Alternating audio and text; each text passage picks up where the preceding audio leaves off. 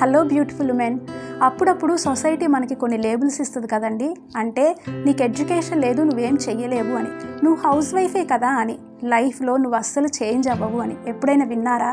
వింటే ఏం చేయాలి? వాటన్నిటినీ తట్టుకొని మీలో ఉన్న శక్తిని మీరు బయటకు తీయండి. మీ డ్రీమ్స్ని మీరు గుర్తు చేసుకోండి.